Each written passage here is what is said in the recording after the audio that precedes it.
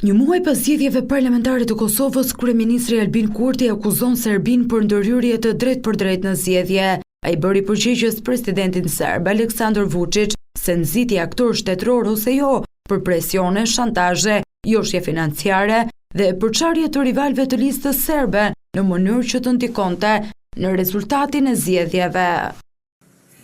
Vetë presidenti i Serbisë ka inkurajuar çdo aktor shtetëror e jo shtetëror serb që të përfshihet në zgjedhjet e Kosovës.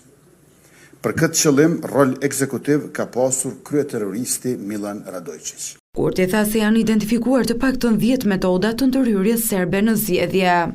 Ndikimi i dikurshëm, brutal, fizik, përfshirë këtu edhe rrahjet e vrasjet, nuk ka qenë i mundur më.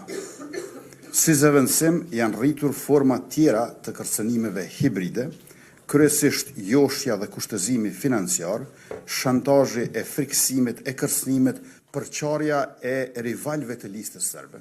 Përfaqësues të caktuar nga pothuajse gjitha subjektet tjera politike serbe janë tërhequr nga gara pas kërcënimeve që kanë marrë. Kryeministri i Kosovës shtoi se rastet e shantazhit nuk janë shënuar vetëm në 4 komunat me shumicë serbe, por edhe në 6 komuna të tjera.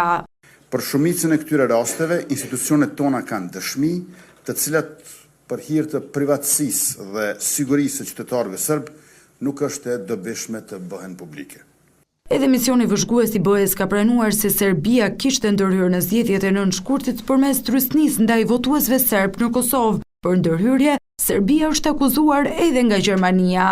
Në zgjedhjet e 9 shkurtit, vendvendosja mori 396.000 vota nga të gjitha kategoritë e votuesve, duke u konfirmuar forcë e parë, edhe pse duke pësuar një rënje në numrin e mandateve nga 58 para 4 vitesh në 48.